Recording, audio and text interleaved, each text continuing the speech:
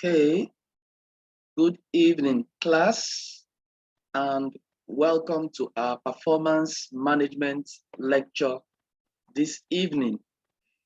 We are going to be taking the topic working capital management, part one.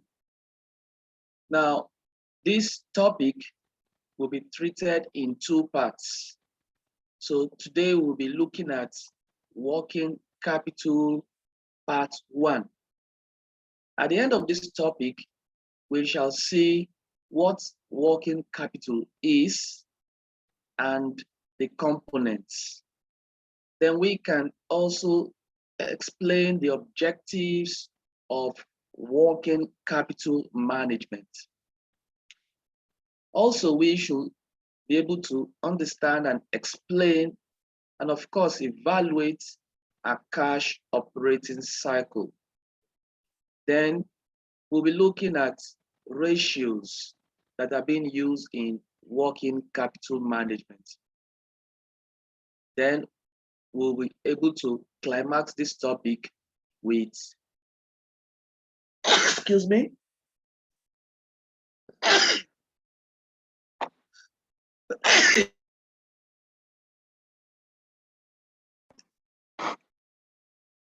we will be able to climax this topic with overtrading. We're able to learn what overtrading is and the characteristics to identify overtrading. So let's start. Working capital is capital finance that an entity needs in order to support its everyday operations. If you remember when we discussed capital budgeting, we said we are looking at how we will finance our non-current assets, which will be used in the business. Now, when we talk about working capital, we are talking about financing the current liabilities or so, current capital, or we call it the operating capital that are being used in the day-to-day business. So that's the opposite of the capital budgeting.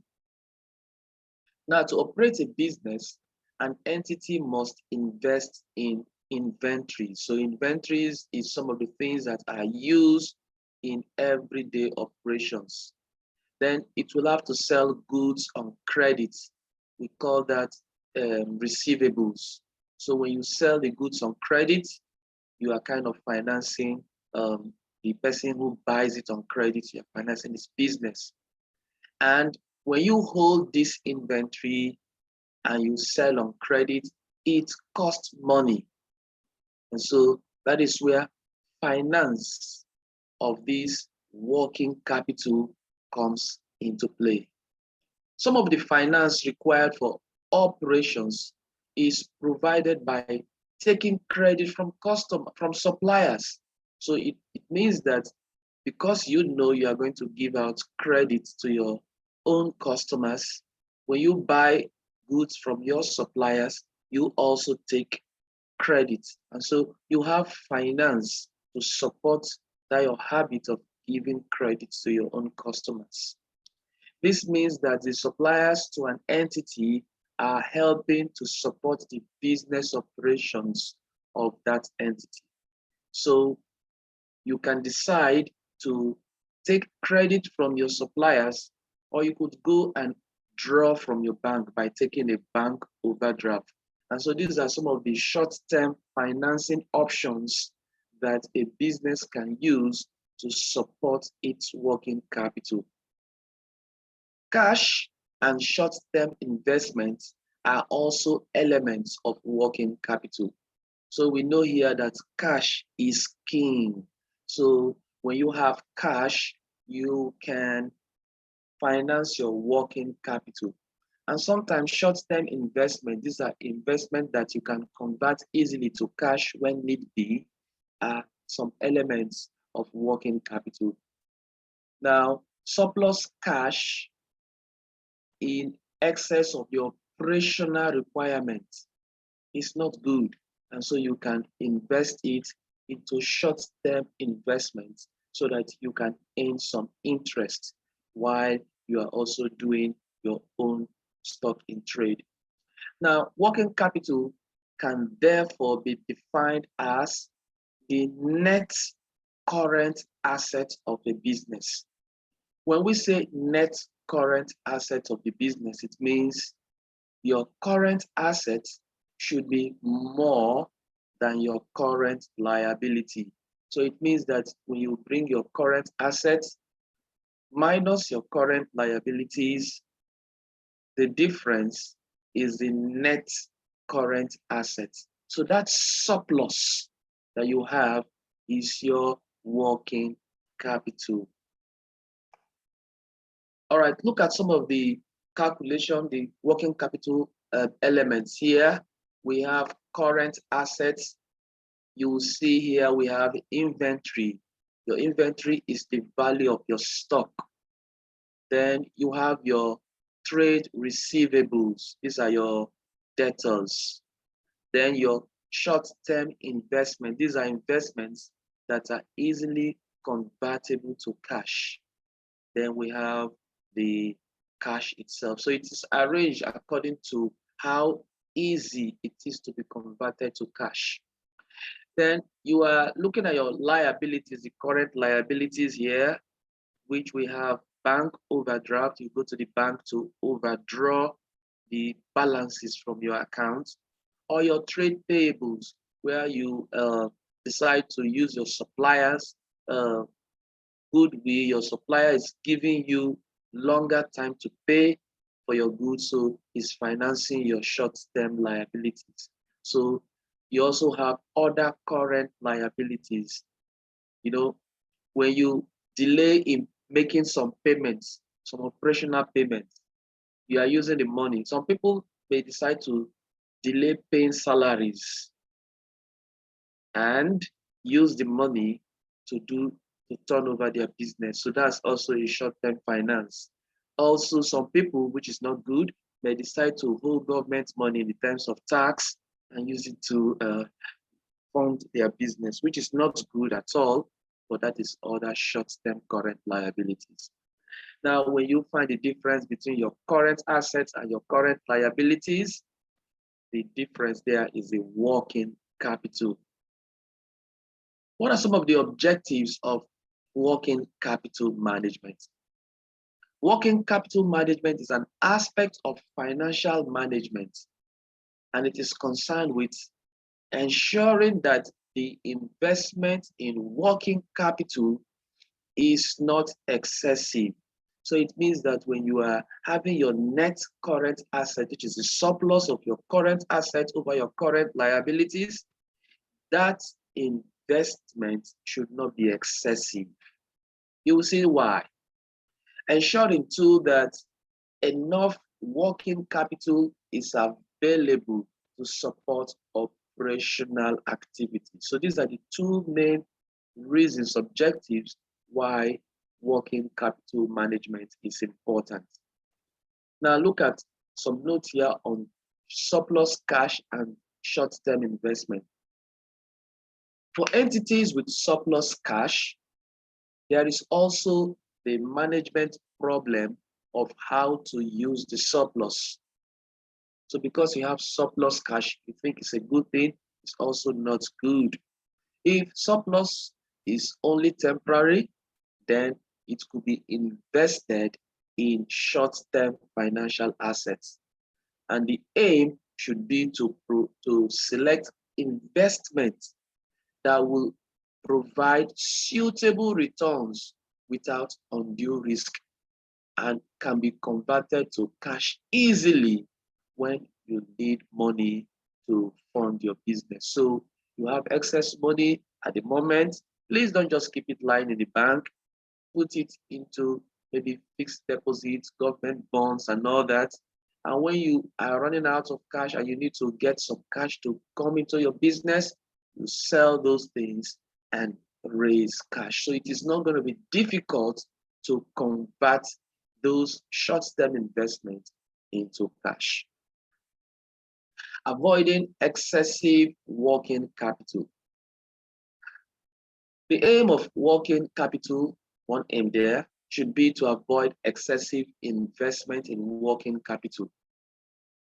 Working capital is being financed either by equity or by debt. When we say equity, it means that your shares, your either ordinary shares or your preference shares, or debt, which is a long-term liability. And all of these have a cost. Interest is being paid on debt, and debt and equity have their cost. So when you get to the higher level, you get to hear cost of equity, cost of debt, and you'll be hearing working capital, weighted average cost of working capital. Now, it can be argued that it is essential to hold inventory and offer credit to customers.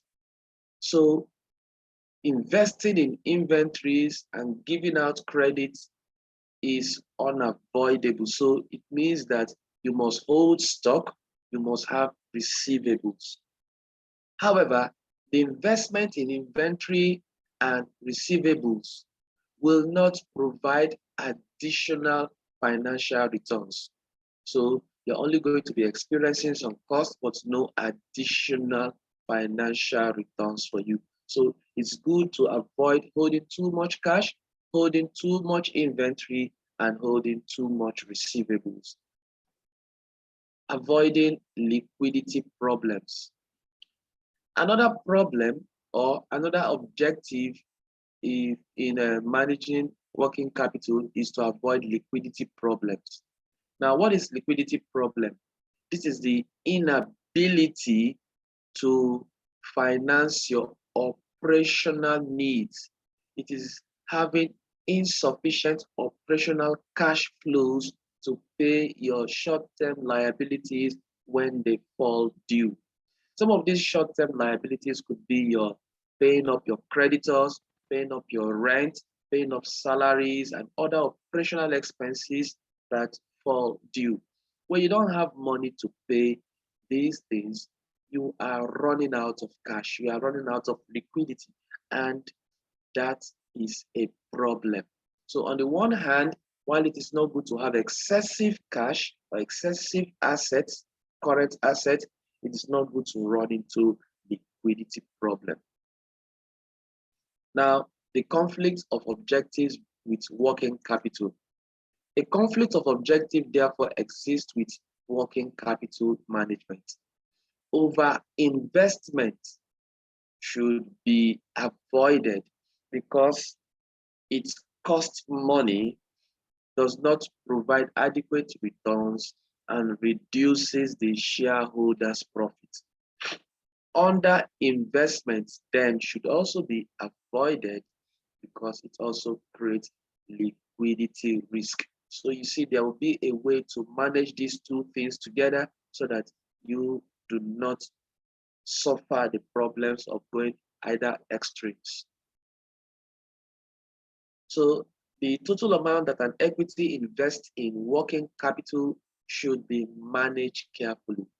The investment should not be too high with excessive inventories and trade receivables. If the investment is too high, the entity is incurring costs without obtaining any benefit.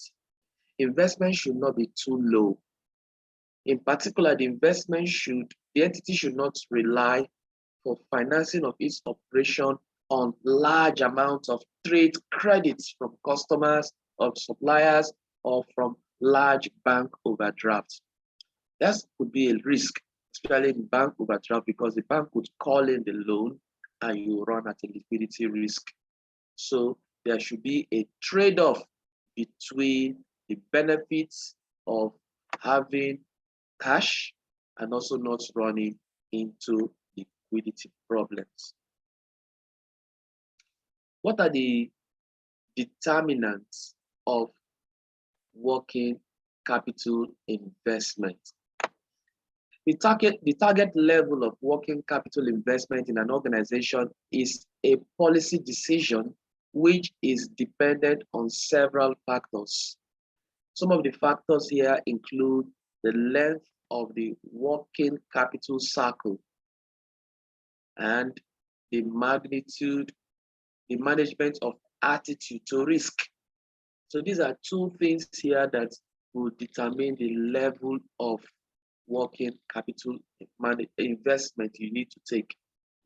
The length of the working capital cycle and the management attitude to risk. Now let us take these two determining factor and discuss it in details. Now let's look at the length of the working capital cycle.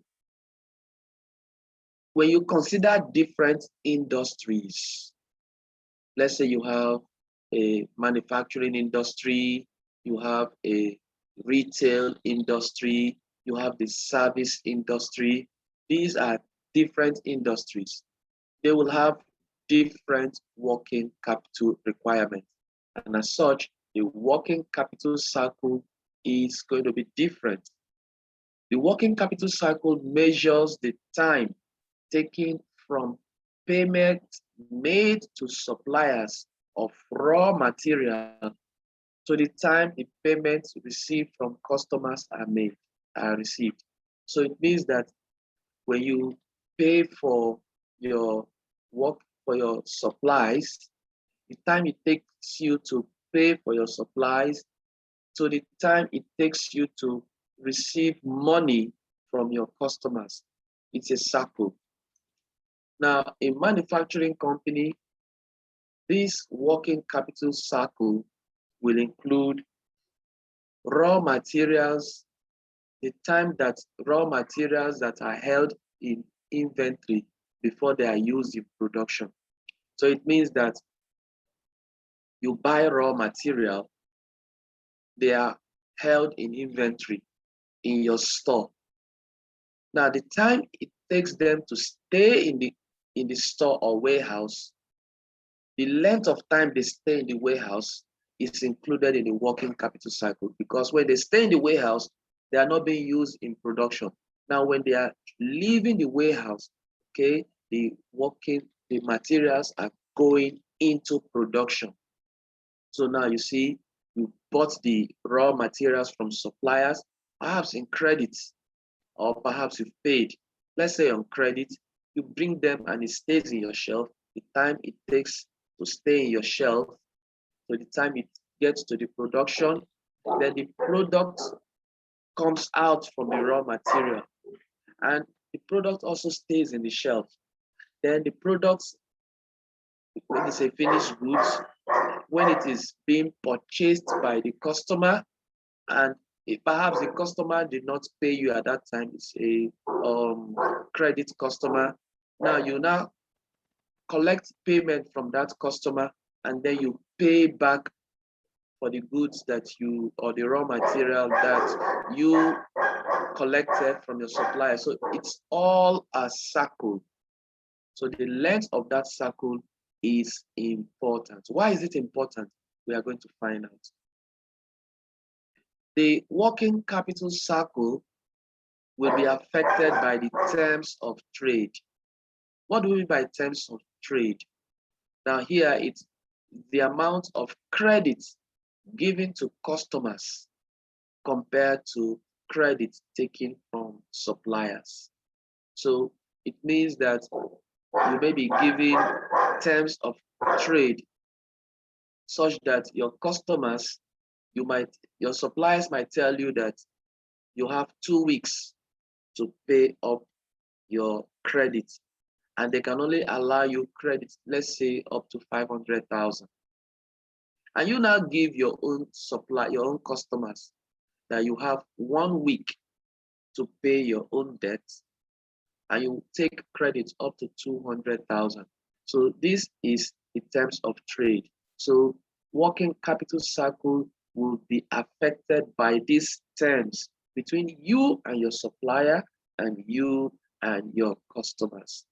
In a manufacturing company, it is a normal practice to give customers lengthy credit period. So because they are manufacturing company, they know that these things will be in the warehouse before it gets to production. They can give them lengthy credit period. This is different from when you are in a retail industry. The period of credit may not be as lengthy as when you are in a manufacturing company. Even when you are doing service delivery, the period of credit will not be the same. So we see that working capital cycle, the cycle itself depends on the terms of trade, depending now on the industry type. So we are looking at length of working capital, and now we have seen terms of trade affecting it, industry type affecting it. What else do we need to consider? Management attitude to risk. Risk. High levels of working capital are expensive, but low levels of working capital are high risk. I take it again. High levels of working capital might be less risky, but they are very expensive. Low level of working capital may be cheaper, but have high risk. Now, what is a management attitude to risk? An aggressive working capital policy will seek to keep working capital to a minimum. It means that low finished goods inventory will run the risk that customers will not be supplied. So these are low quality finished goods. You run the risk that customers will not be supplied and will instead buy from other customers. Low finished goods, I said before, because your finished goods is low in supply, all your customers will not be supplied and they will go and buy from others. No raw material inventory in stock may lead to something called stock out or inventory. And when that happens, because there is no raw material to complete production, there may be idle time. Idle time is the time that is being paid for. We learned that in variance analysis and standard costing, that labor paid for and labor worked for. So that idle time would have been paid, and you have a stock out, you must still pay for that time. So it's costly. And sometimes when you have to go and make replacement from suppliers, find out that because you are in a tight situation, you may have to pay high because of that stock out. Okay, tight credit control may make customers to run away from you because you are having tight credit. You don't want to give them enough time. They want to run away from you. But on the other hand, if you give them a long credit period, you run the risk of customers delay you credit your money unnecessarily and also sometimes refusing to pay you at all. That is also the genesis of why some people have bad debts. So you see here that aggressive working capital will keep working capital to a minimum. A conservative working capital policy aims to keep adequate working capital for the organizational needs. Inventories are held at a level to ensure that customers will be supplied and stock out will not occur. Generous terms are also given to customers and may attract more customers. Suppliers are also paid on time. So you see, Risk-seeking managers may want to follow a more aggressive working capital, and risk-averse managers will want to follow a conservative working capital policy. So the question is, which attitude to risk does the company have? If the company want to follow the aggressive type, then they will also be running some risk. If they want to also, that means they are risk takers. And you know, the higher the risk, the higher the returns. But you know, the conservative ones, they don't want risk. They want to just go easy, go steady. Yes, but they may not have high returns because they are less inclined to take risk. So you've seen that we have seen the determinant of working capital. We've said this is the working capital cycle, which is said is depending on the terms of trade and the management, the terms of trade and the type of industry. Then we look at management attitude to risk. We have aggressive working capital policy and conservative working capital policy. Let us now look at working capital financing. Should we finance it short term or should we finance it long term? Working capital may be permanent or fluctuating. By permanent, we mean financing it long term. Fluctuating, it means financing it short term. Now, permanent working capital refers to minimum level of working capital which is required all the time. So it means that you know your minimal capital that must be at all times.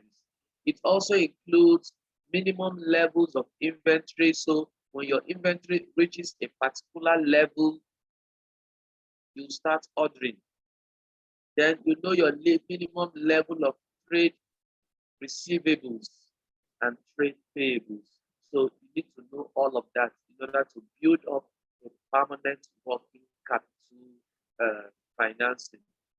So it means that you have a minimum level of trade payables or trade receivables.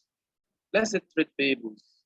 So that's the minimum you can get from your suppliers. And so that's permanent working capital. Fluctuating working capital refers to working capital which is required at certain times in the trading cycle. For example, it may be economical for companies to purchase raw material in bulk. The finance that is required to purchase this material will be a temporary requirement because eventually the material will be made into products and sold to customers.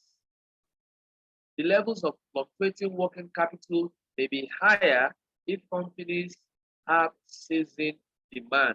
So it means that there's a fluctuating demand. Sometimes there is a high demand for a product because it's in season, and there may be a low demand because it's out of season. Long-term financing, such as using debt and equity, is expensive but has low risk. Short-term financing is less expensive, but it have a high risk. So take note, long-term is expensive, but there is a low risk. The risk is that the low risk is because it is permanent in nature. It will not be withdrawn with short notice. Long-term finance is risky, even though it's cheaper. And you see here that aggressive funding policy use long-term finance to fund non-current assets and short-term finance to fund all working capital management, working capital requirements. So you see here that aggressive policy will use debt or equity to fund non-current assets. But when it comes to working capital, they will use short-term finance. While conservative funding policy use long-term finance to fund non-current assets, permanent working capital, and a proportion of fluctuating working capital. They are rarely using short-term finance. So you see here, conservative funding will always want to use long-term finance to fund both their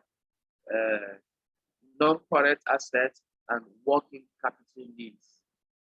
So what are the benefits here? The benefit of using short-term finance rather than long-term finance here are as follows. We said before, long-term, short-term finance, such as bank draft and your suppliers. These are short-term finance. The advantage here includes lower costs. So trade credit is cheap because you don't pay any interest to your supplier. The supplier just simply tells you, pay me after 2 weeks. He's not telling you to pay interest. Sometimes he's even encouraging you to pay back your money by even giving you some discount. So it's cheaper. And it is much flexible. Now looking at a bank overdraft, it is flexible. You can draw any amount of money that you want under good arrangement. So it's flexible. However, there are risks that are involved in short-term financing. Short-term financing runs out more quickly, and so it has to be renewed because your supplier gives you money. The time you are supposed to pay him will elapse, so you pay back and you still need to renew it again and say, okay, please, can you give me another quantity of goods? Because you paid for the first one, they may be willing to give you another set of goods and renew your finance. Or even your bank overdraft is also taking a short overdraft. They need to be paid back and perhaps to be renewed. Another risk there is bank overdraft facility is risky because the bank has the right to demand immediate repayment of an overdraft at any time. And you know, they'll be charging you interest on the amount that is overdrawn. And so when the bank calls in their loan, it's risky. They will just give you a short notice, maybe 24 hours or 48 hours, and you'll be running helter-skelter. So it is risky, even though it is cheap and flexible.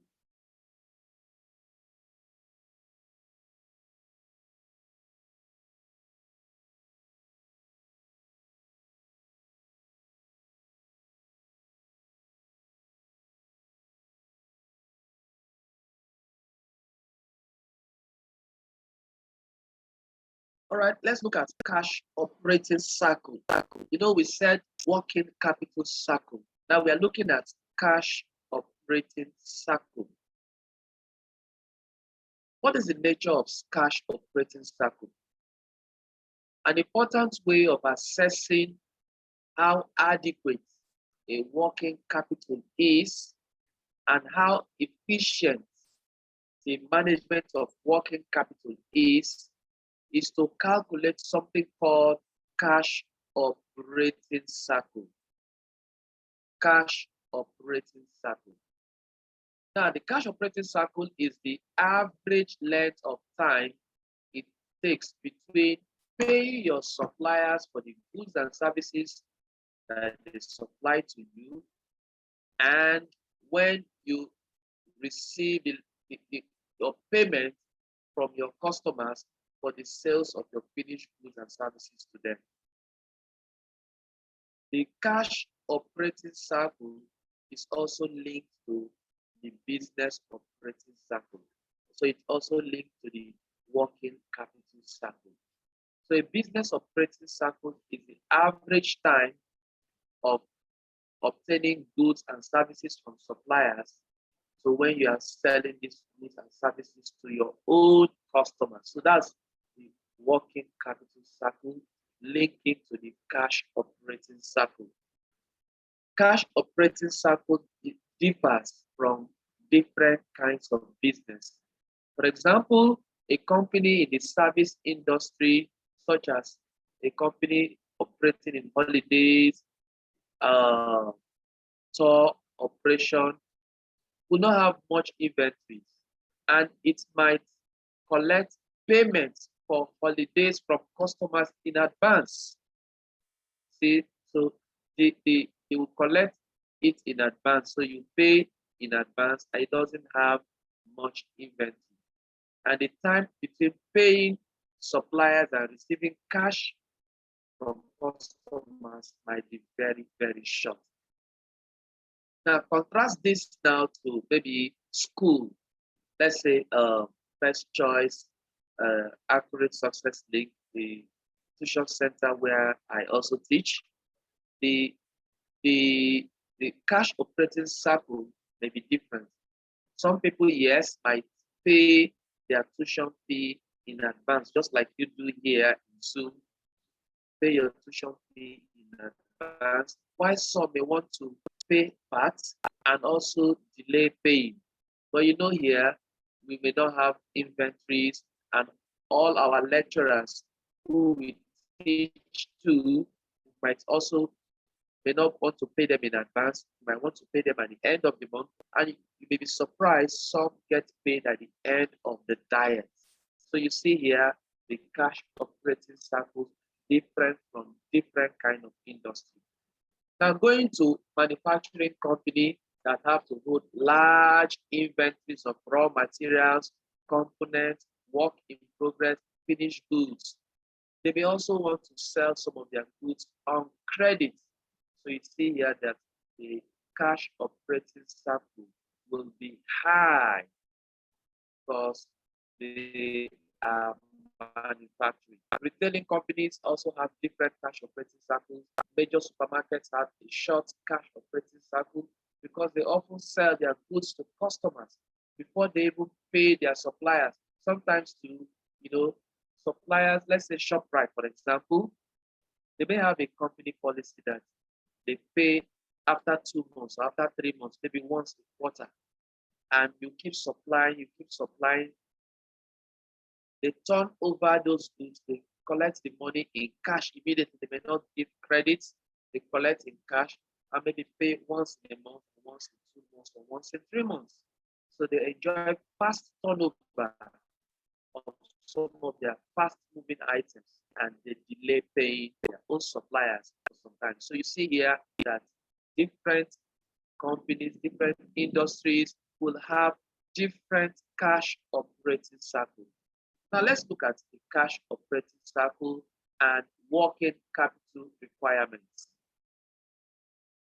The cash operating cycle is the key factor in determining the minimum amount of working capital that a company will require. So it means that cash is king. The cash operating cycle, that length of time, will determine how much is the minimum working capital that a company will have to keep. A longer cash operating cycle means that you have to spend more in working capital.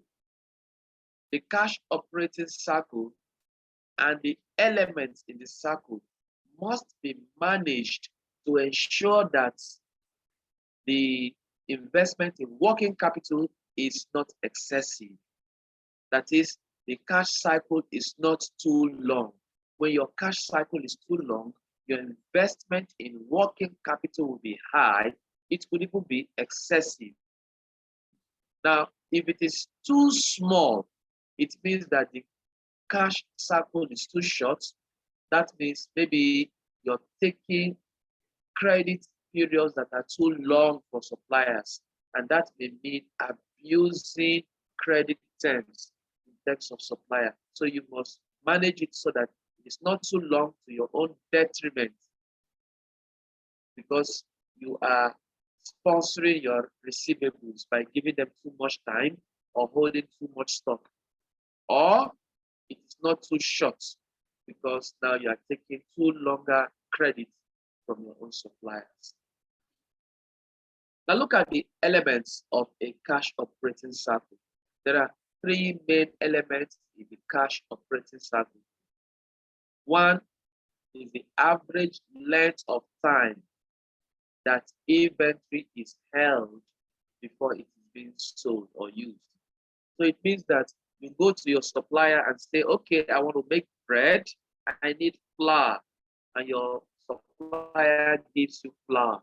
The moment it gives you the flour, you have started holding the inventory.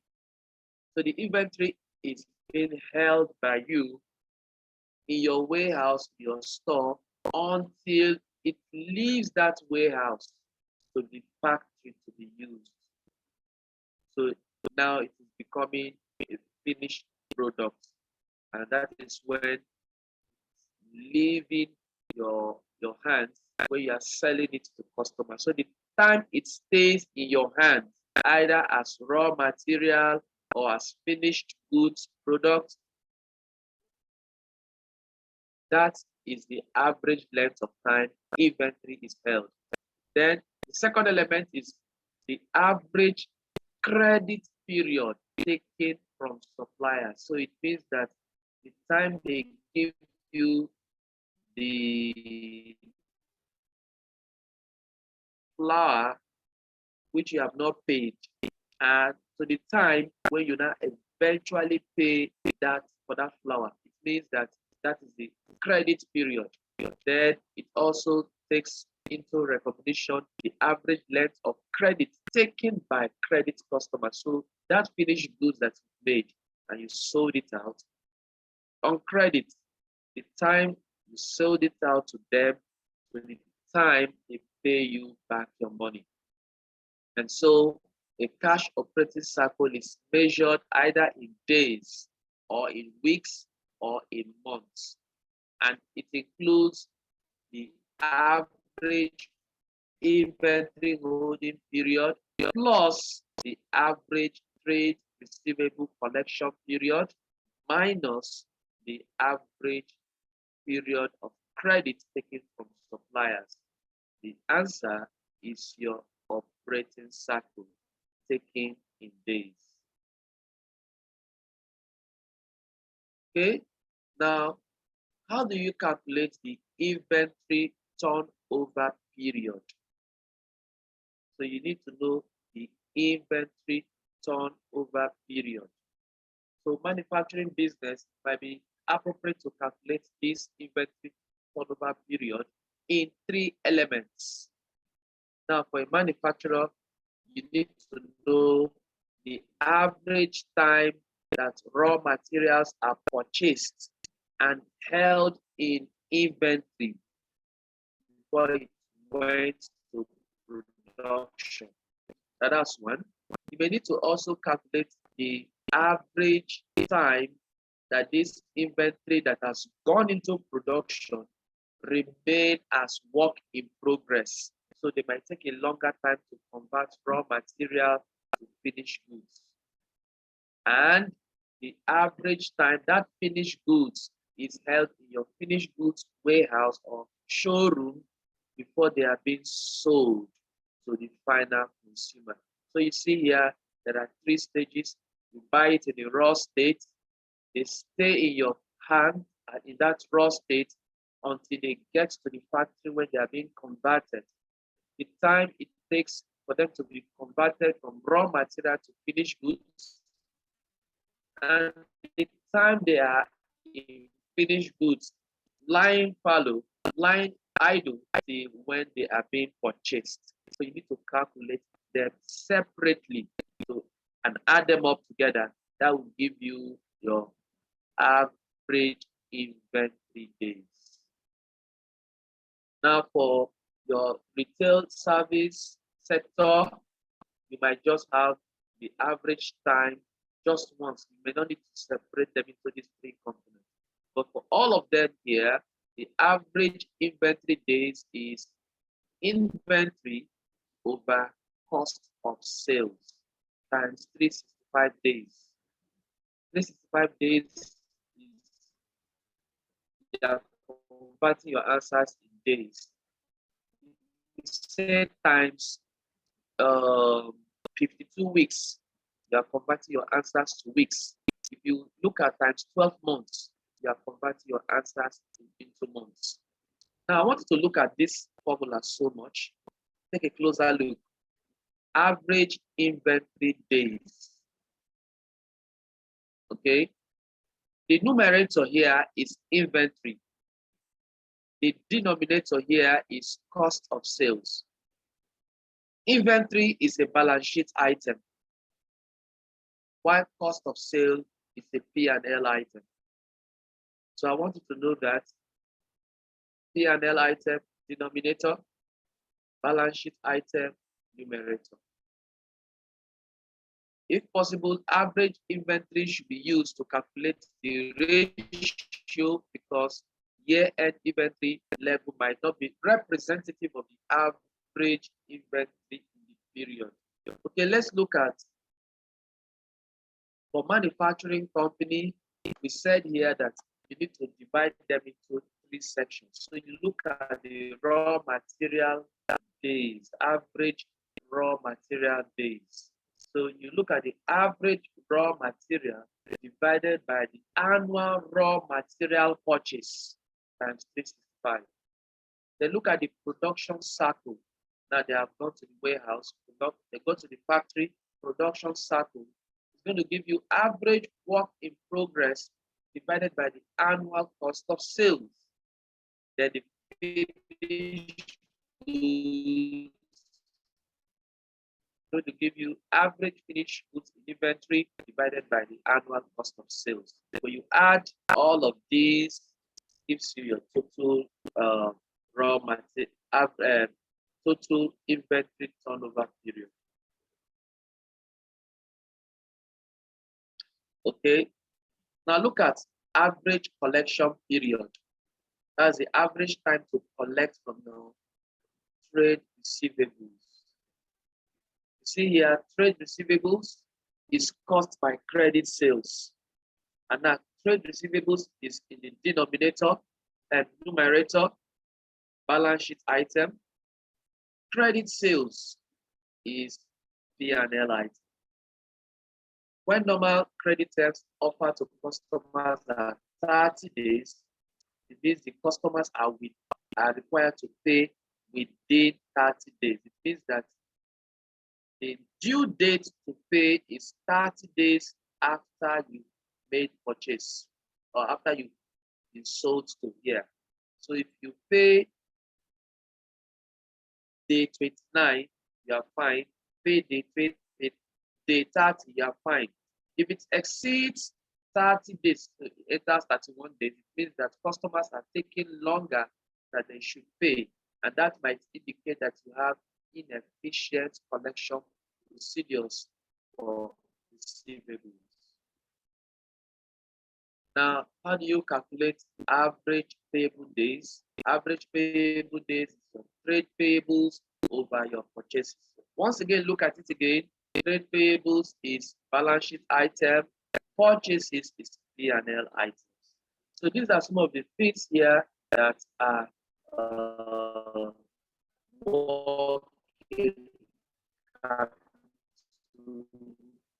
elements. So look at this example here. We're going to look at this now. Extract from the statement of financial position, which is a company as set out below. Now we are given here inventories. Inventories now is in three layers. We have raw materials, we have work in progress, we have finished goods. These are the value. Then we have trade receivables and trade payables. So all of these here, from inventories here to trade payables, these are balance sheet items. Now the income statement, which is the P&L item, is the annual purchases, annual cost of sales, annual sales. You are now asked to look for the cash operating cycle for the company. How do you get that done? So let's see how to get it done. Okay, so solution here, we need to look for the length of time that these inventories are in the store up to when they leave the store. So look at raw material days. We said that raw material is the average raw material divided by annual raw material purchases. So we have raw material here is 864,000, which we have here, divided by annual purchases. So we have is 1,745,000. That's what we have here. When we divide numerator by denominator and multiply by 365 days, it means that your raw material takes 181 days to stay in the raw material store before they go to production. So that's the average time that your raw material stays in a whole year. So in the whole year, your raw material stays in the warehouse for 181 days out of 365 days. Then your production cycle. We said the production cycle will be your average work in progress. Yes, that's this divided by your cost of sales. The cost of sales happens to be annual cost of sales 5,272,128. So multiply by 365. It means that it takes about 31 days to convert your raw materials to finished goods. So 31 days to turn the raw materials to finished goods. So you see that you have 181 days for the raw materials to stay before they go to the factory. It takes you now raw material a year to finish goods. And it also takes you 109 days from our calculation of finished goods turnover, which is the finished goods here, finished goods value here, 1,567,893 divided by your cost of sales times 365 takes you 109 for the finished goods to stay in the finished goods stores before they are being sold to your customers. So when the product is now in finished goods, they stay that length of time before they are being sold. So when you add them up together, okay, that's not all.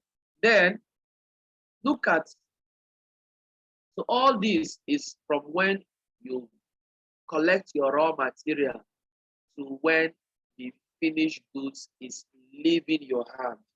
So from when the finished goods leaves your hand, so it means they stay in the showroom for 109 days before somebody takes them out. Now, from the day that finished goods leave your hand till when your customers now pay you for those finished goods they took from you, it will take you 90 days. How did we calculate the 90 days? Now, credit period given to customers is trade receivables, which is 1,425,600, yes, divided by credit sales. Credit sales is here annual sales. We are assuming that the annual sales is credit 5,802,400. So that's what it is here. Multiplied by 365 days. 90 days 3 months for them to pay your credit for the year. Now, when you add the raw material inventory turnover days, which is 181 plus 31 plus 109 plus trade payable days 90, add them up, everything gives you 411. Now, when you minus the time it takes you to pay your suppliers from this example here, which is credit, trade, trade payables divided by credit purchase, annual purchase here, and that gives you 127 days. So 411 minus 127 gives you 284 days. So your operating cycle, your cash operating cycle is 284. So it means from the day you take your raw material to when it is going to the factory, to when it comes out as finished goods, to when it enters the hands of your customers, to when they pay you your cash, and when you go back to pay your suppliers. Everything, your cash moves from 284 days out of 365 days. So that's your cash operating cycle. So if this cash operating cycle gets longer than 284 days, it means that you need to make more investment in your working capital cycle. Otherwise, it will result in serious cash flow. If your operating cycle falls from 284 maybe to 200, that's good because you don't need to invest too much on your working capital. Now look at an analysis of the cash operating cycle. The cash operating cycle can be analyzed to assess whether the total investment in working capital is too large or too small. So you might not say that, oh, this 284 is adequate. Is it too much? Is it too small?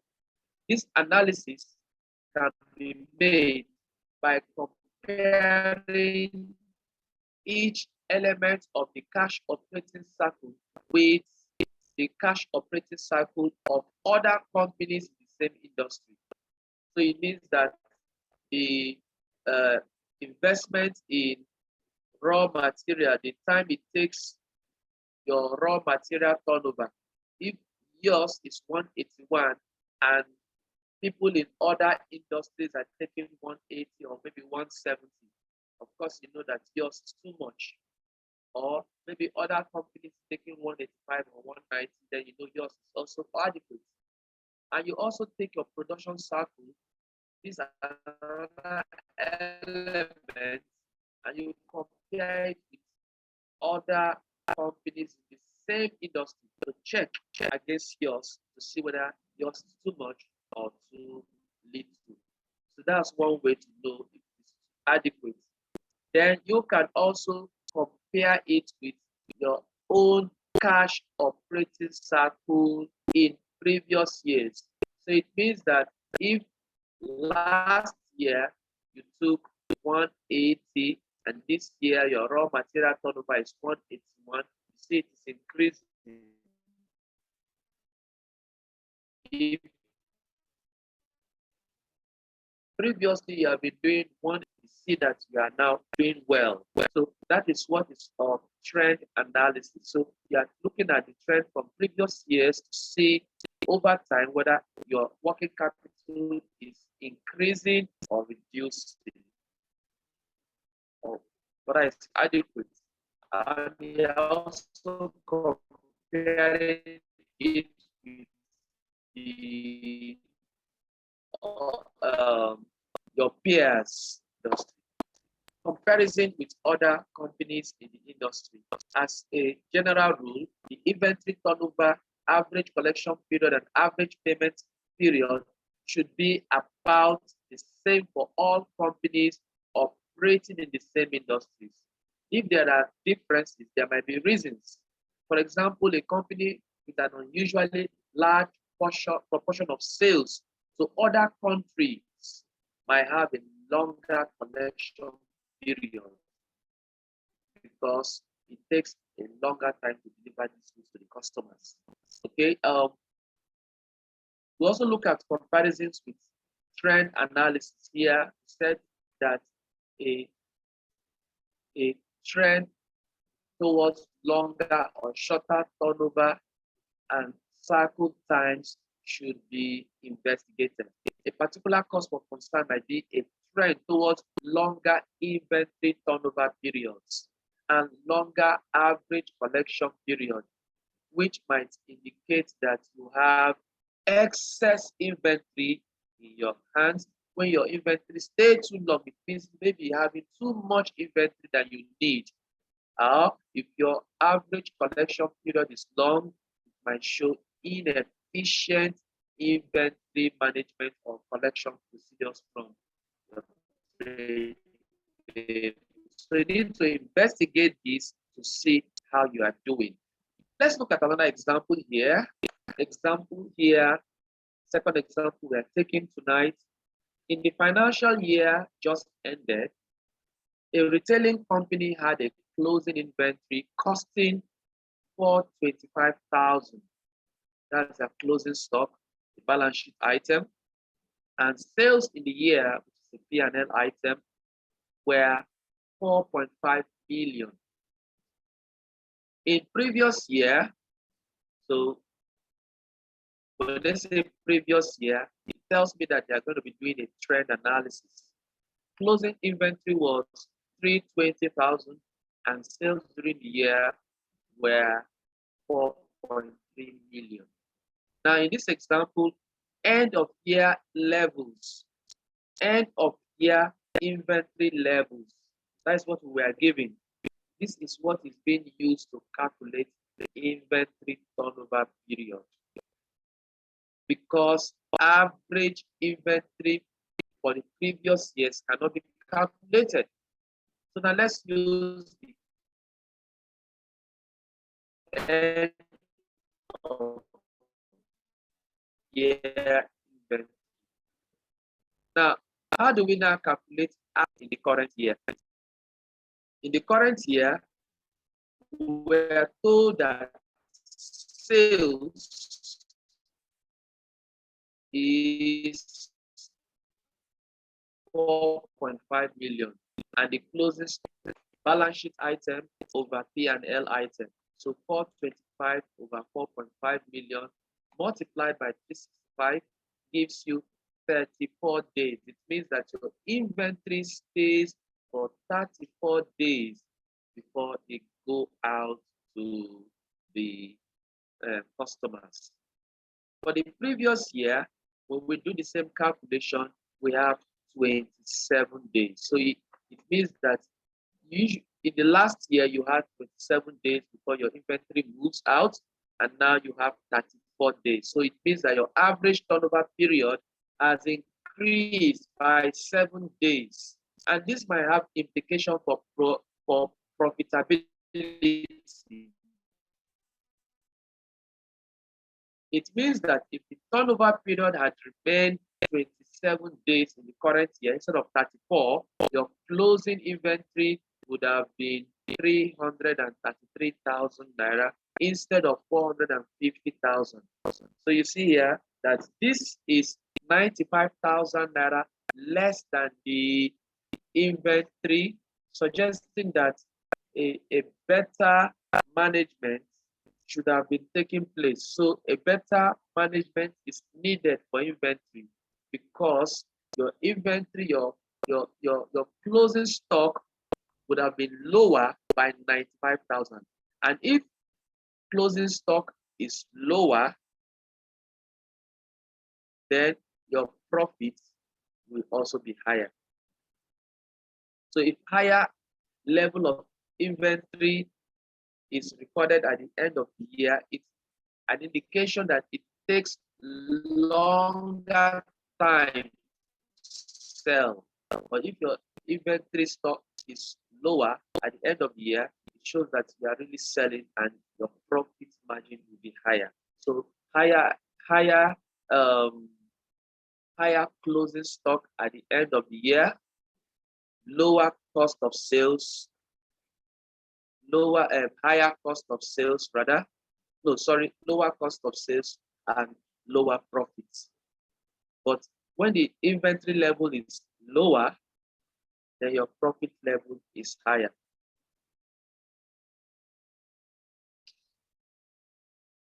Changes in the cash cycle and implication for operating cash flow.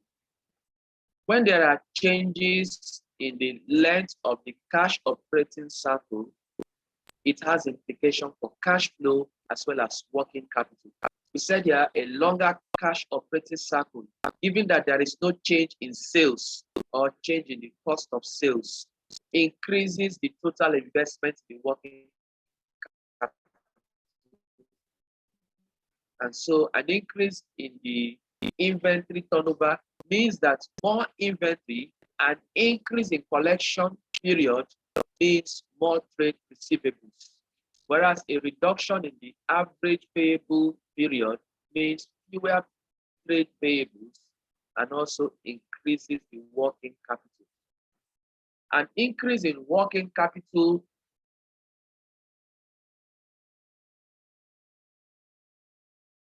reduces operational cash flow in the period, and that is not good.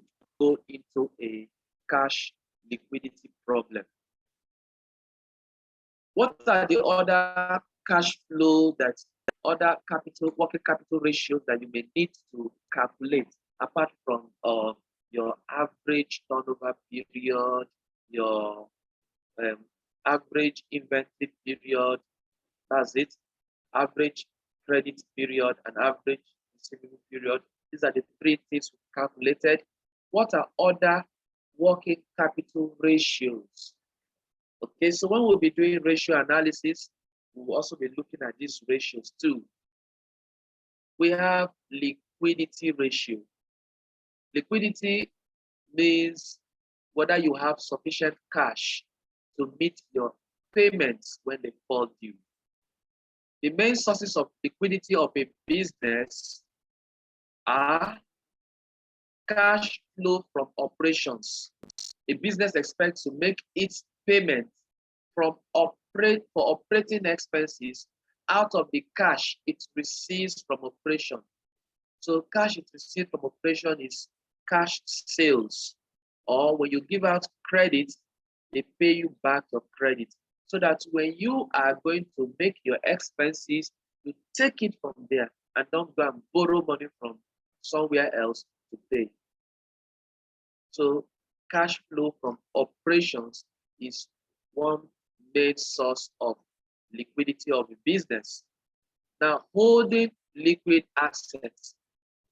These are assets that are in the form of cash already, which is money in the bank, or some investment that can be quickly converted into cash. So you see here that another source is converting your money in bank to cash or your investments into cash. Then another one is access to committed borrowing facility from a bank. That's where bank overdraft come in. A key element to managing working capital is to ensure that the organization has sufficient liquidity to meet its commitments when they fall due. Having sufficient liquidity, cash, is key to survival of the business. If there is insufficient liquidity, even if the entity is making profit, it will go out of business. So you see here, I keep saying cash is king.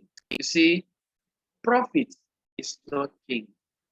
You may say customer is king, but if your customers are owing you, it will make you run into liquidity problem. The only thing that will make you go out of liquidity problem is when you have cash with you. Now, the liquidity ratios we need to calculate here is the current ratio which is your current asset over your current liability. And of course, if your current ratio is more than 1, it means that your current asset is more than your current liability. If it is exactly 1, it means both of them are the same. But you know, the ideal is to have your current ratio to be 2:1. It means your current asset is twice your current liabilities. Then we have another one here called the quick ratio. The quick ratio is your current asset excluding inventory. Now, why are we excluding inventory? We see that inventory are the least the least current assets to be converted to cash. It takes time for inventory to be converted to cash. So let's assume that you went to deal in a slow-moving product and it's difficult to convert to cash. How quickly will you pay your current liability? So you are going to look at the other current asset, excluding your stock, convert them to cash to pay your current liability. So the adequate ratio here should be 1:1. It means that if all your current asset, excluding inventory, is equal to your current liabilities, then you are good to go. Okay, then now we also have another example here, which is supposed to be example number 3. We are required to access the entity's liquidity position using 3 things here: inventory turnover time, average collection time, and liquidity ratio. So we are going to be looking at the entity's liquidity position using these 3 things. So let's look at it now. All right. So the first one here is inventory turn for those 3 years. So as I look at this here, you are going to be looking for it for 2 years. Why? Because you were given P&L items for 2 years. The reason why you are given 3 years for balance sheet is to look for average. And how do we look for average? You take that of 27 and add it to 28, divided by 2, that gives you your average. So that's what we do here. Average inventory for 29 will be that of 29 and 28. So let's investigate it through. Inventory 29, 28 is 240, and 29 is 225. Add them together, divide by 2, that gives you the average inventory, which is 23,232.5. Doing that of 28, you will take that of 27, add that to 28 and divide by 2, and you have your average inventory. So we are told here to look at inventory turnover time. We've gotten an element for the inventory turnover time by getting average inventory. Now, average inventory turnover time will be your average inventory for 29, which is this 232.5, divided by your cost of goods sales for 2009. So that's what we have here. Multiplied by 365 means for 20x9, you have 71 days. That's your average inventory turnover days is 71 days. When you do that for 28 and you divide by this cost of goods here, 1120, you have an inventory turnover days of 60 days. So you see here that you have 11 days increase. It means that your inventory turnover was slower in 20x9 because it takes 11 additional days before you could turn them over when compared to 28. This could be an indication that there's problem with inventory management as well as deteriorating liquidity. The slower inventory turnover implies that we are not converting the stock to cash as quickly as possible. We are tying up our cash in stock. What could be the problem? Could it be that the product is not moving as supposed to? There may be a need to move away from that kind of product. Now we've looked at average inventory turnover time to look at the company's liquidity position. That if care is not taken, the company will run into liquidity problem. Now let's look at the average collection time, and let's use that to assess the company's liquidity position. Average collection time, it means your creditors, how many days it takes you to collect the credit from them. So check first of all your average trade credit. So your trade receivables for 28 will be 27 plus 28 divided by 2. That's what we have here. 27 plus 20. 27 plus 28.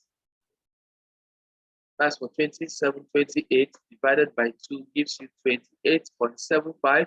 For 29, it's 28 plus 29 divided by 2 gives you that figure of 356 as your average trade receivables.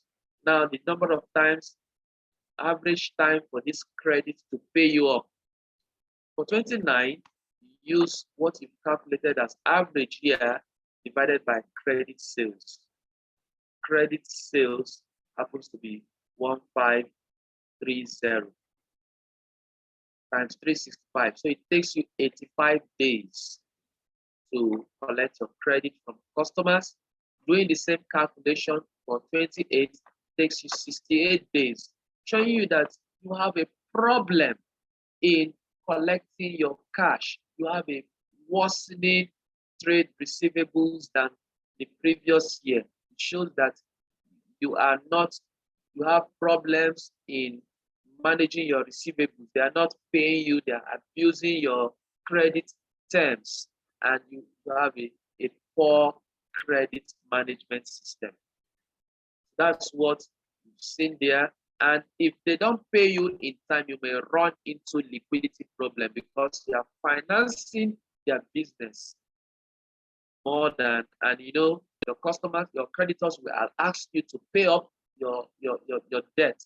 And so where will you get the money? You may now want to go to bank overdraft to take money to pay your supplier. So you are running into liquidity problem. Now the third one is to look at liquidity ratios. How can the calculation of ratios help you to determine liquidity or your liquidity position? We're going to be looking at the current ratio, which is the current asset over the current liabilities. We do that for the 3 years. So the current asset is given to us here for these 3 years. Current liabilities are also given. All you simply do is divide. And here you have 2.28:1. Here is 2.2:1. Here is 1.44:1. So you see, it's better in 27. Also good in 28, but you see it's deteriorating. But in 20x9 is bad because it's gone away from the norm, which is 2.0 to 1.44. So your liquidity position is getting worse by the year. It means that your current asset is not enough to cover your current liabilities as before. Or secondly, your current liabilities are increasing. As you can see here, it increased from 200 to 300 to 450. They are increasing. But what happens to your current assets? They are not increasing to meet up the increase in current liabilities. And so it says that in the near future, if this is not taking shape, if you are not controlling it, then you may run into liquidity problem. Let's look at quick ratio. Quick ratio, we are going to exclude stock. So your current asset excluding stock. So you may want to remove stock 130.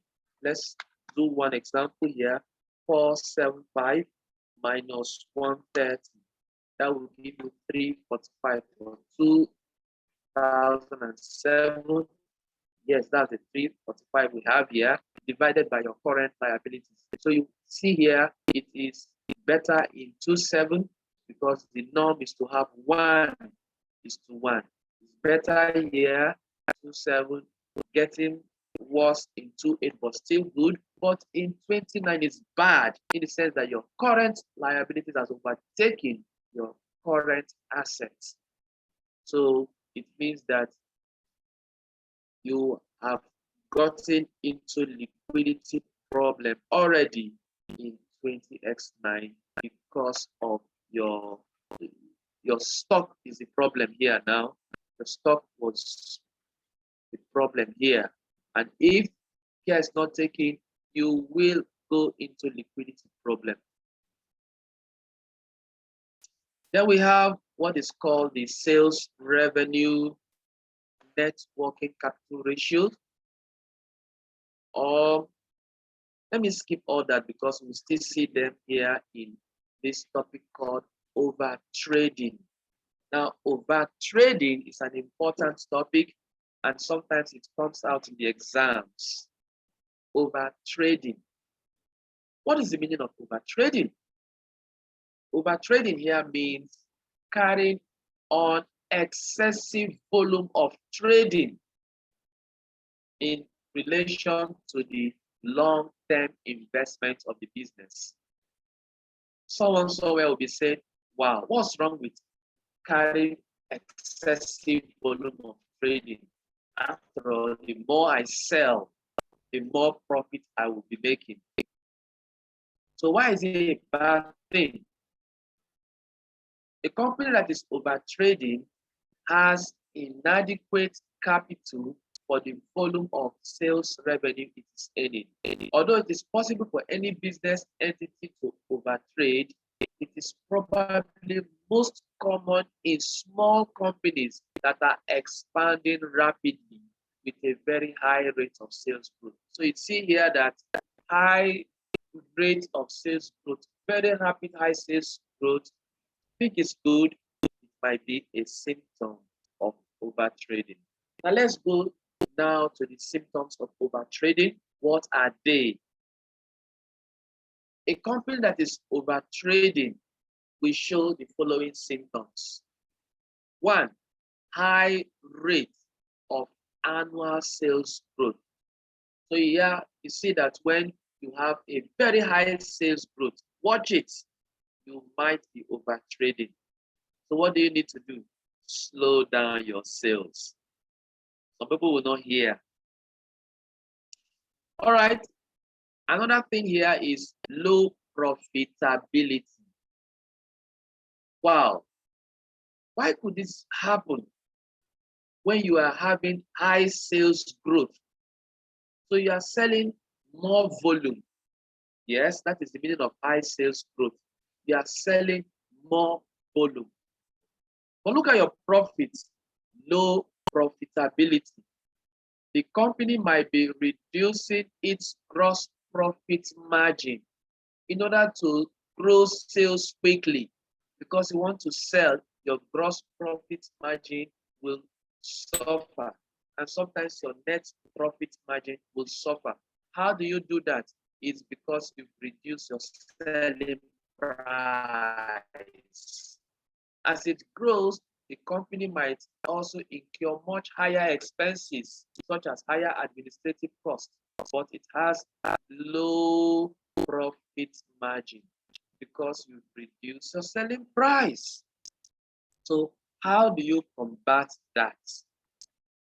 Low profitability, do not reduce your selling price, or if possible, you see that your sales growth is becoming higher, increase your selling price. Your sales growth will drop, but people who will still buy will help you to have a higher profit. profitability. Now, the third symptoms of overtrading is because profitability is low, retained profits are also low. Now, retained profits is an important source of equity.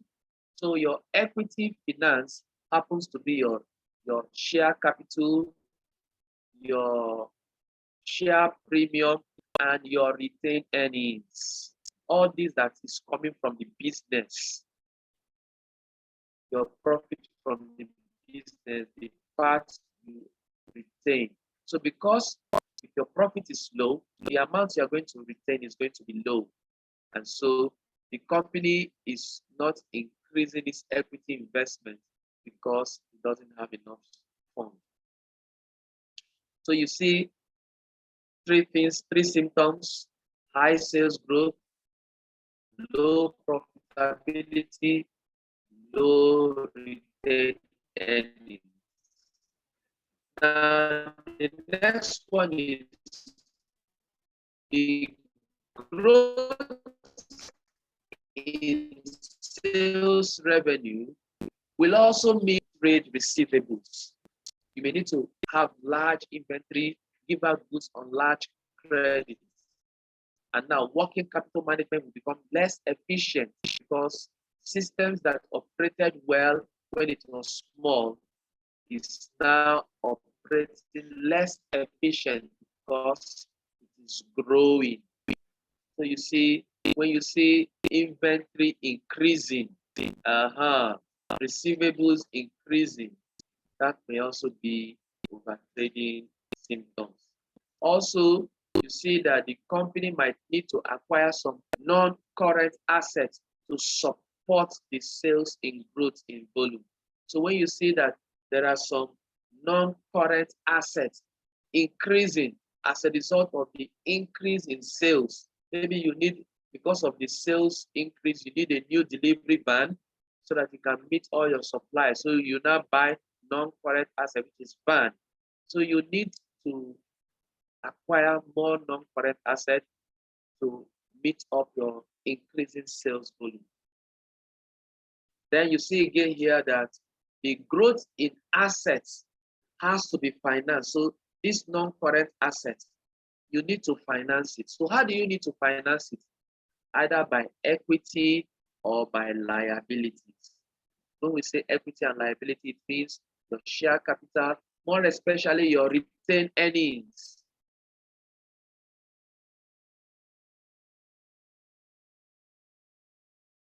Then liabilities might be long-term loans. And your equity capital, maybe your capital is 1 million naira shares. You did not increase it anymore. It is still stagnant. Everything that affects equity now is retained earnings. Profits are low, retained earnings are low. You need to buy more assets. Where will you now get the money? You will now need to depend on your current liabilities to now fund your non-current assets. So now you are now using the aggressive policy.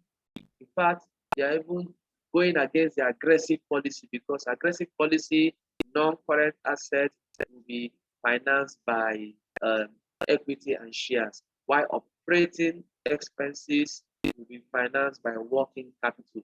But now your non-current asset is now being financed by your current liability. So imagine you need to buy a car, a delivery van, and the money you are supposed to give to your suppliers, or you take a bank overdraft to go and buy delivery van. Wow, that is your financial capital. That is a symptom of overtrading. Then you now see increase in current liabilities. So you will now see increase in liabilities taken in the form of your longer time to pay customers, to pay your suppliers. Maybe because you've used the money to go and buy non-current assets, and you need to now have to start running around to get money to pay yourself so that the average payment period becomes longer and a big increase in your bank overdraft. So you see the way I've analyzed it, these are the symptoms of overtrading. Now, it is not possible that you see all these symptoms in one company, but when you see 2, 3, some of these symptoms, just know that the company is overtrading. Now, the last question we'll be doing for today is this example here, working capital 2 here. We want to look at this question. Vesuvius is a rapidly growing company. Now, I wanted to take note that if they want to test your skill for over trading, look at this word, rapidly growing company, telling you that sales is very high. That is one thing you should just easily catch and say this is a company that is experiencing some over trading. Now, while it is too hasty to say this, now let's look at the question. It summarized financial statement for the current financial year just ended and the previous year are as follows. We have the current year, we have the previous year. We are looking at the revenue, the cost of sales, gross profit, net profit, operating expenses. Then we have the financial position for the 2 periods, non-current assets. We look at current assets. We look at total assets here. We look at the equity and liabilities, the share capital and retained earnings. Then we have the current liabilities. Then we are now asked, show evidence that this company is over trading.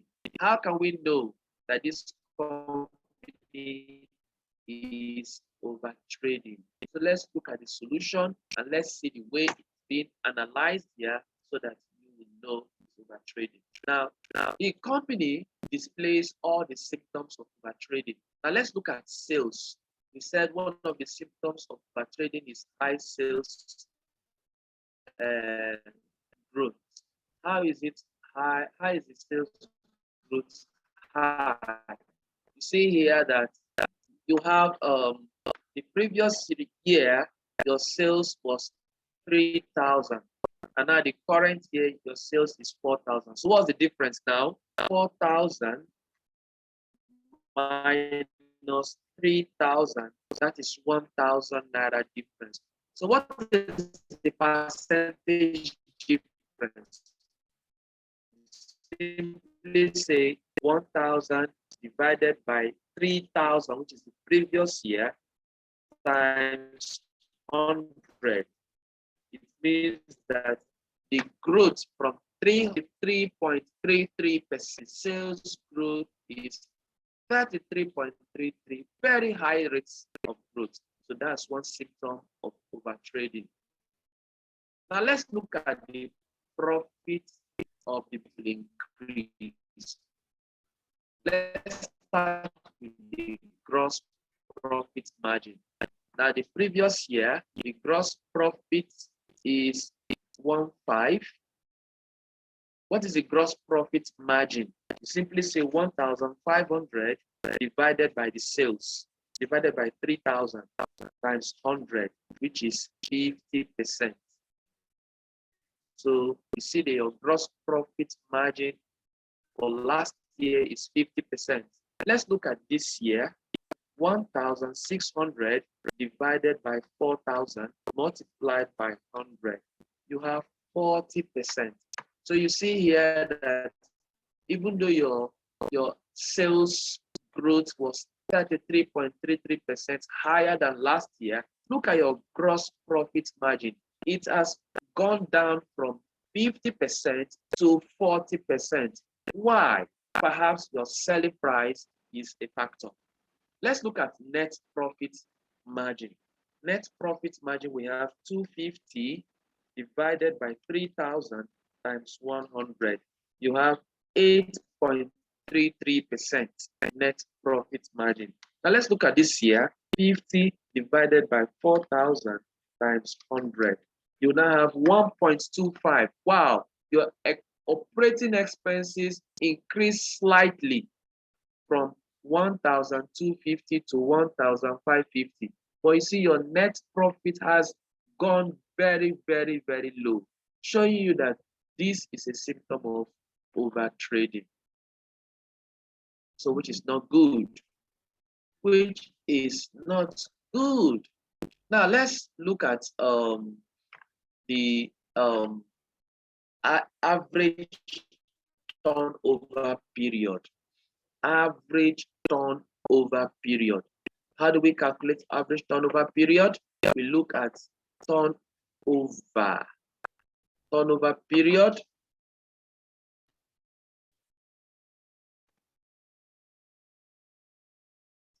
$6,000 divided by 2,400. So 2,400, 6,000.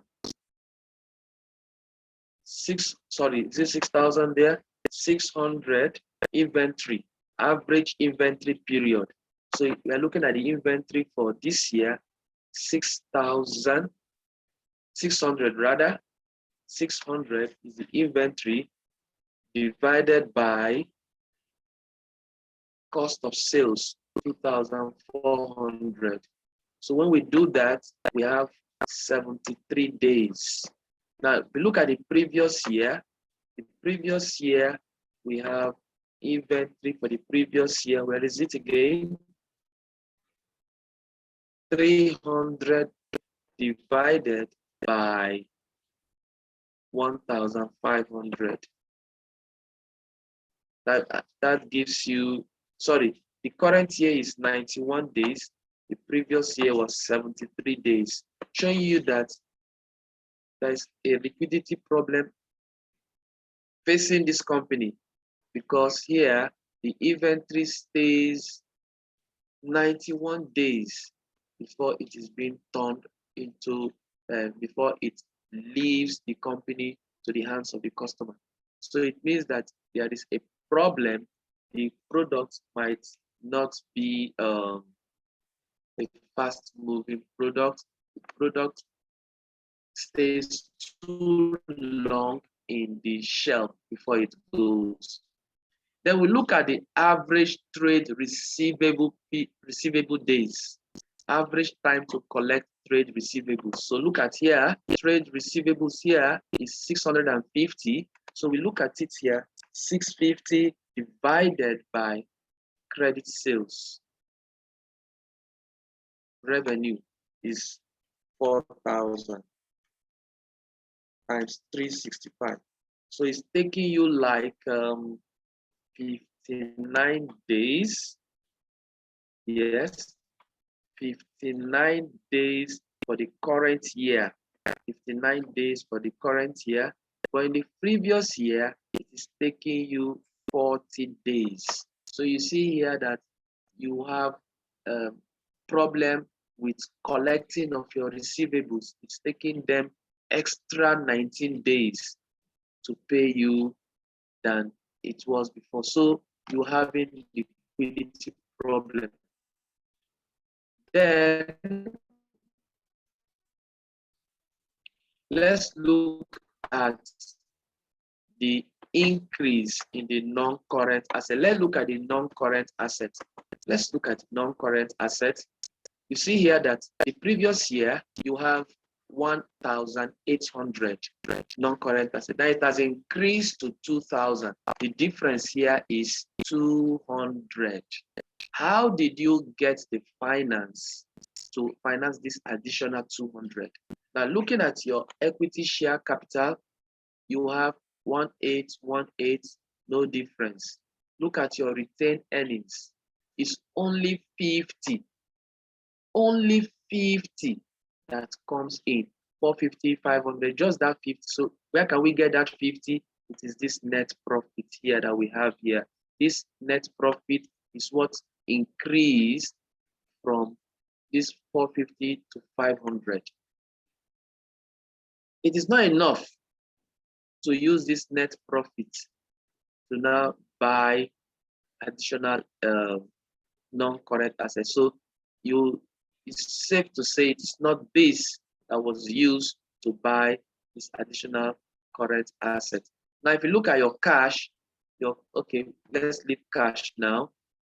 It's possibly that you took an overdraft of this 500, and even this trade payable increase in trade payables might be responsible for what is used to buy this non-current asset. So you see here that you finance your non-current assets with a short-term liabilities.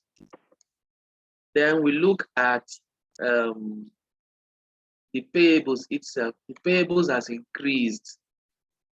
Payables have increased from 200 to 450, and from nil bank draft to 500.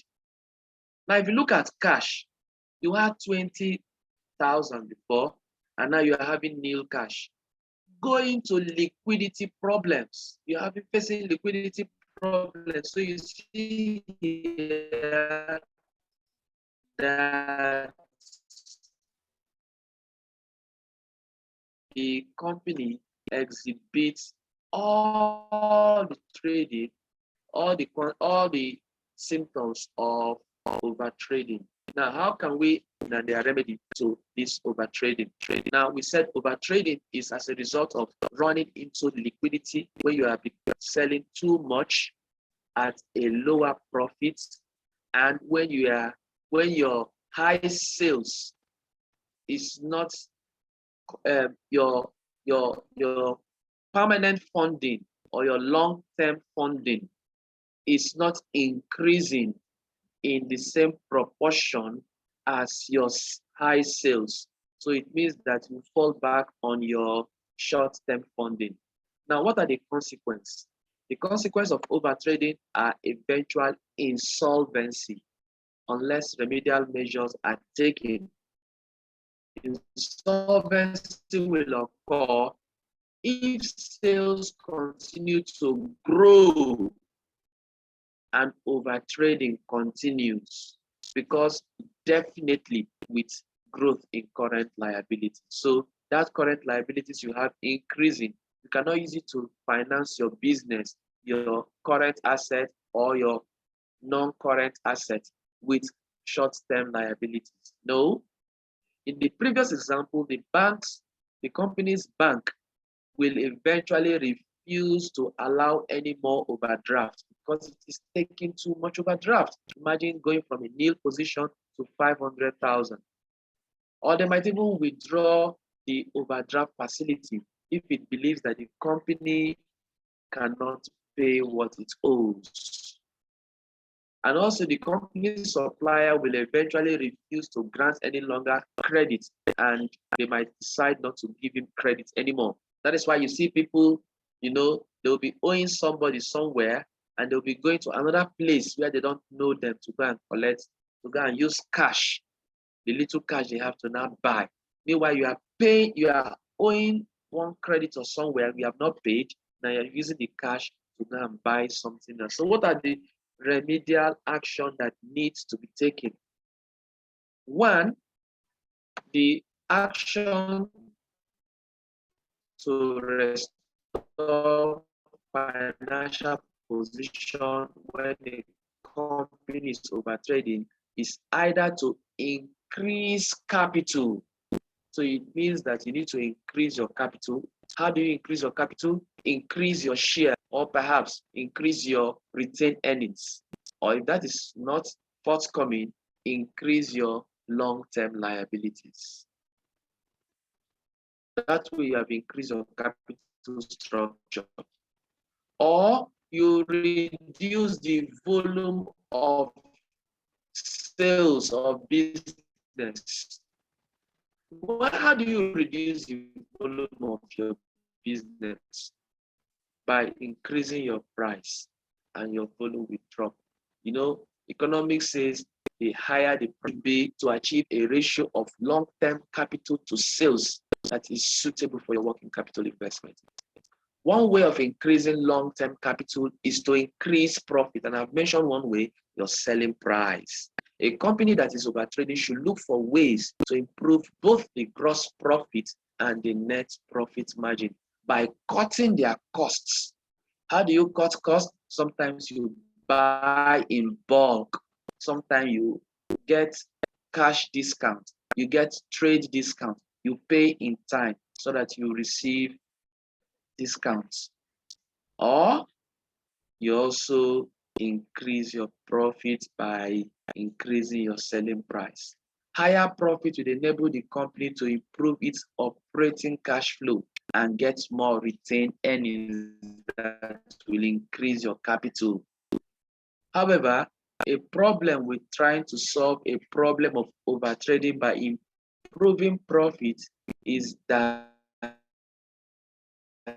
the company might not have time to build up cash flow. And so the profits that they have increased will soon not become enough.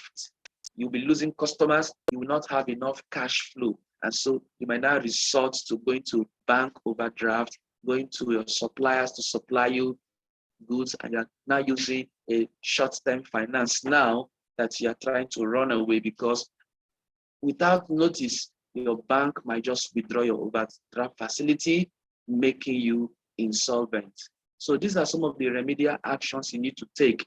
Reduce your volume of sales, increase your profit, cut down costs, increase your capital. That way, you are going to be fighting over trading. Wow. After almost 2 hours of discussing this topic, part 1, so to speak, we have been able to define working capital.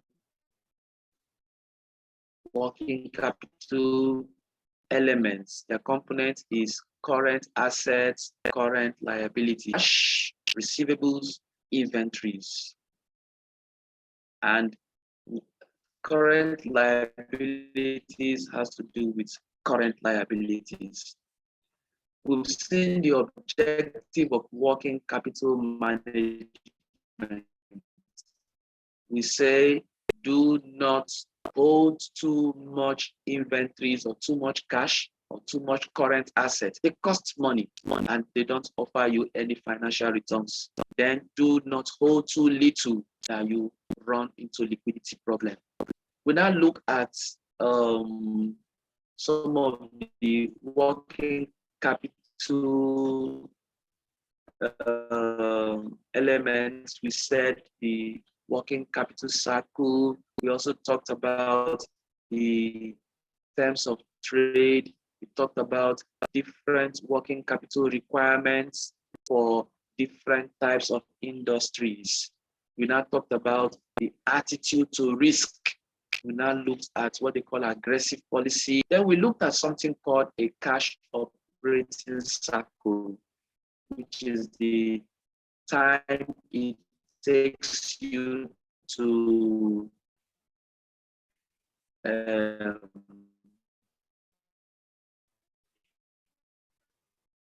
pay for the goods that you've collected from your supplier. So when the goods come to your hand, leave your hands to your customers, and when your customers pay you back the goods.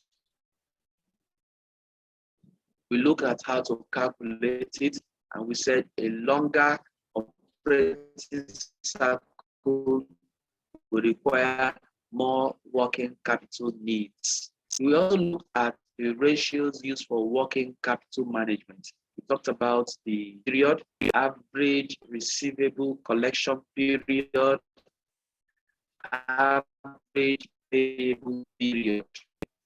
Then we also look at liquidity ratios, which are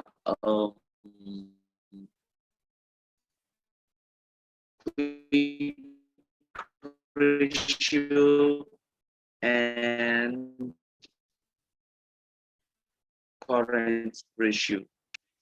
Then we talked about the overtrading. How to identify overtrading? We said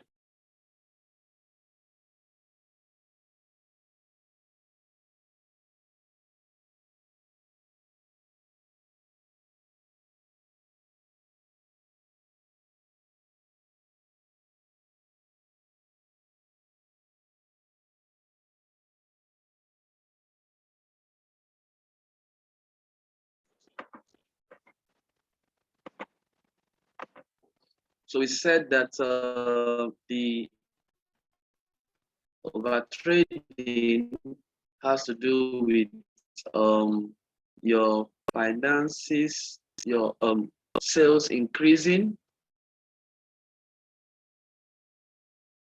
your permanent funding not increasing, your current liabilities increasing to fund your non-current assets and your current assets. You will soon run into liquidity problems. We saw all the symptoms of overtrading and the remedial action to use this opportunity to tell you to study this topic so well throughout the rest of the week, because by the next class, we will be taking part 2 of our working capital management. And this is a very big topic, compulsory topic in the syllabus. So there is no way working capital will not rear its head in the exam. So take time to go through these notes and also the subsequent one in part 2. Thank you so much for coming to class. See you next time when we hold our class. So until then,